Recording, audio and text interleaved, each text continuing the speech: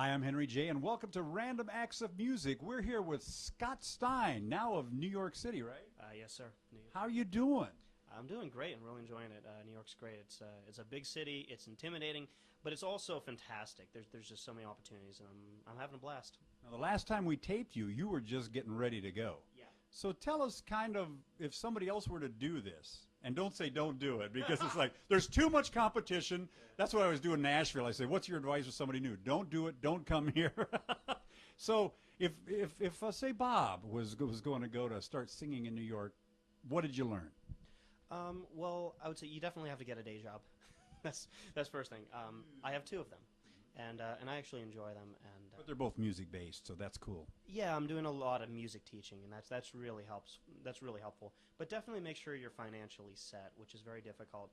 In terms of like getting into the scene, you'll actually find that despite New York's reputation as being a tough town, and it is tough. If you just kind of hang out at venues and talk to people, eventually you'll find people who will listen. And if you're good, you'll find a niche for yourself.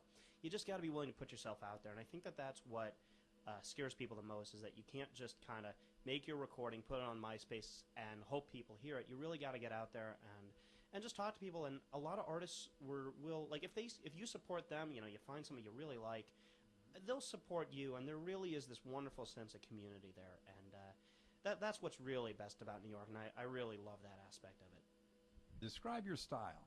Well, the last time I was on, I said bluesy piano pop, and I don't think that's really changed. I think I've just gotten better at what I do. I'm listening to a lot of different bands, either through some of my peers who have introduced me to bands I never would have listened to otherwise, or some of the best advice I ever got, I was about 8 years old.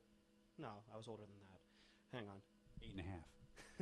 No, when I was about 13 or so, I played some songs for a family friend of ours who's a songwriter out on the West Coast. And he said the best thing you can do is take bands that you really love and songwriters that you love and listen to their influences. And then that's really taken me to, well, it's incredible how many roads lead back to Bob Dylan and the Beatles and the Stones. But it's also gotten me into a lot of bands I never would have discovered. Big Star being a big one that I absolutely love. Paul Westerberg, who's one of my favorite songwriters now. John Hyatt, Elvis Costello, Randy Newman, just all these great writers that have been influential to so many other writers, and it's incredible to see how much influence these guys have really had. So how do they find you on the web and find your music? You can go to scottsteinmusic.com. My other page is myspace.com/scottstein. I have CDs available at cdbaby.com. I've actually got a new one on the way. It's going to be out by hopefully December. And also, if you go to like Rhapsody or iTunes or any of those services, I've got music from my previous albums on there, so you can check that out. Well, thanks for being on, and we sure appreciate it. And come back and see us soon, okay? Will do.